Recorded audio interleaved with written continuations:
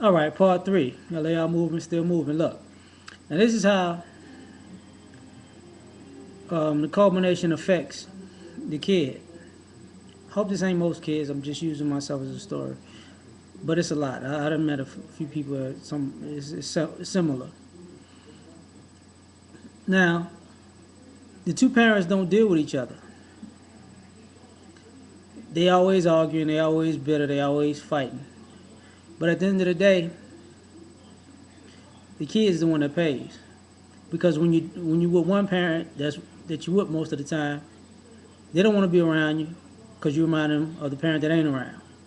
Then you with the other parent, they don't want to be around you because they already paid for you and they still mad at the other person. So you stuck in the middle as a like when guys say kids use as pawns. They use as pawns for real, but the kid feels like a pawn. But it's both ways.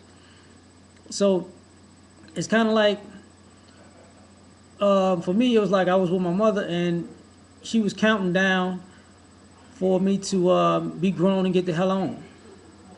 And then when I'd be with my father, which I wasn't with much at all, it would be like I still get the vibe that he's counting down to when he ain't got to pay this check no more.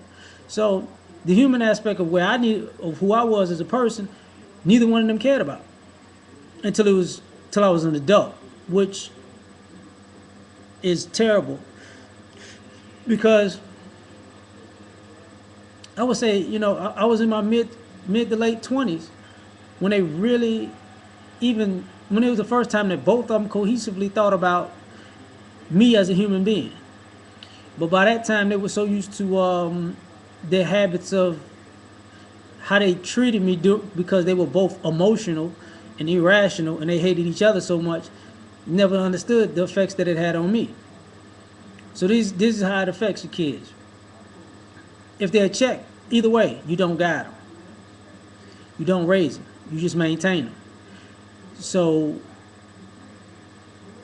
you're not really parenting. There's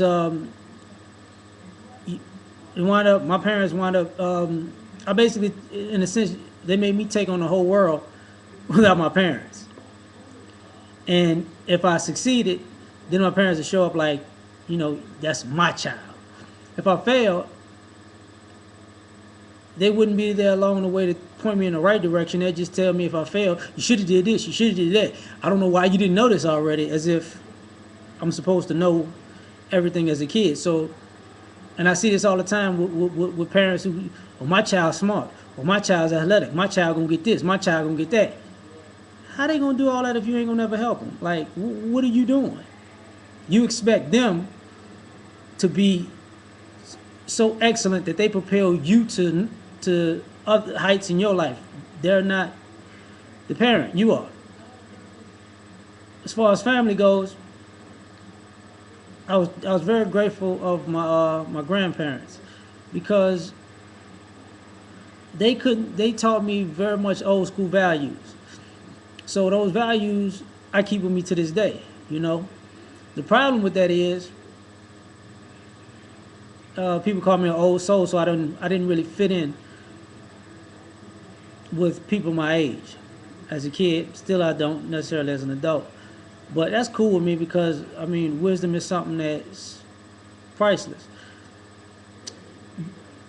But when you're raised by your grandparents, they don't understand the society in the mold of society that you living in as a kid because your parents are the buffer for that. They're more closely related to that.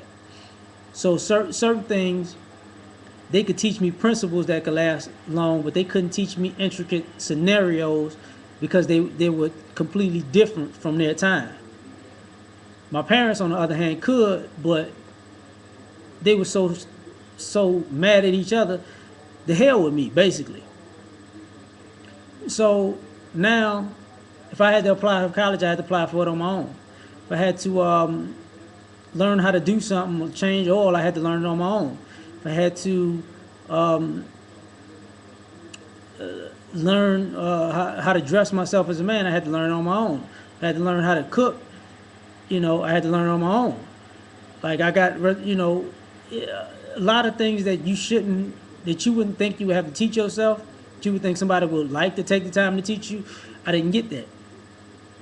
But and then top of that with the fact of being black, it's kind of like yeah, when, like and this for all the people who ain't black. I'm just tell you, like the difference is, I know I was 12 years old the first time a cop pulled a gun on me just because, and that happens.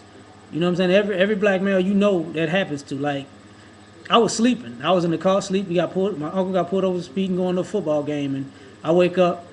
One cop on that side with a gun, talk about you was speeding. The other cop on my side with a gun. While I wake up and look over, he just ready to shoot me at 12, just because he saw two black people in the car. He couldn't even, like, he can't recognize a kid. That was bull. Anyways, moving forward.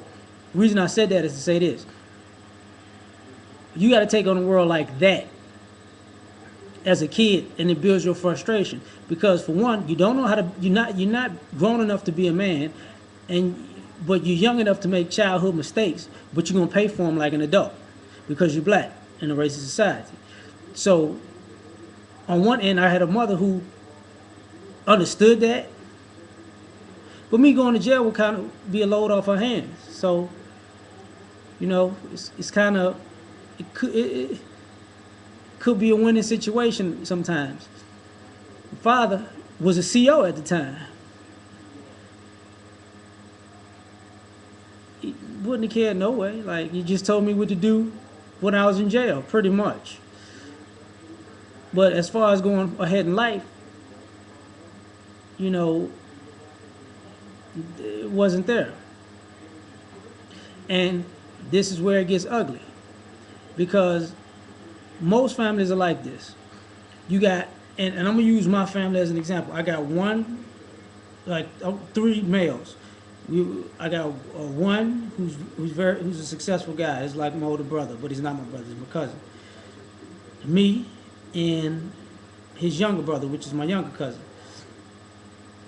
He's successful in the American dream terms. I'm middle class or whatever. Younger one is kind of on the road to pursuing his dreams. Now, everybody supported the one that's successful because they could see the gravy train coming. So everybody liked him. And he's a likable guy. That's my dog. I ain't gonna lie. I've never. He's cool. He's cool as hell. Me, because I wasn't on that level, I was left to fend for myself.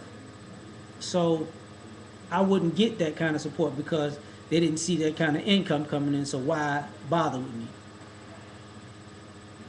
The youngest, he's going through a lot because when you're trying to, it doesn't pay to chase your dreams in the beginning, but everybody supports him. So it's kind of like when you're in the middle, nobody cares. So it's kind of bad because you're made to be self-sufficient because nobody cares. But at the same time, when you become self-sufficient,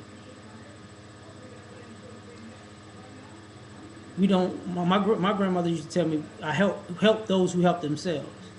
Well, we don't live like that. We help people who fucking up, or we help people who are successful, who exponentially successful, and the people that are helping themselves just screwed. You know what I'm saying?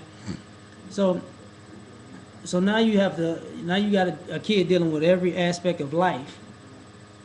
Grows into a young man. Now teach yourself how to be a man, and then fighting family, fighting the world, fighting everything.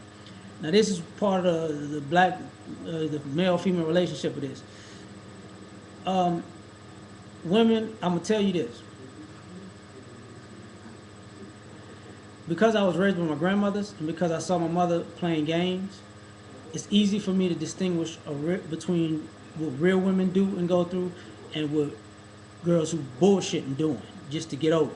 So it makes the relationships harder because now you see it from different perspectives. Like you can see it from you just can't do anything because we've seen it before.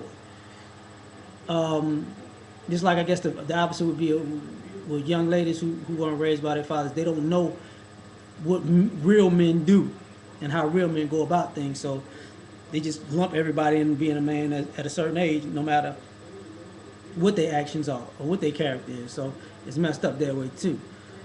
So at the end of the day, I mean, the effects are,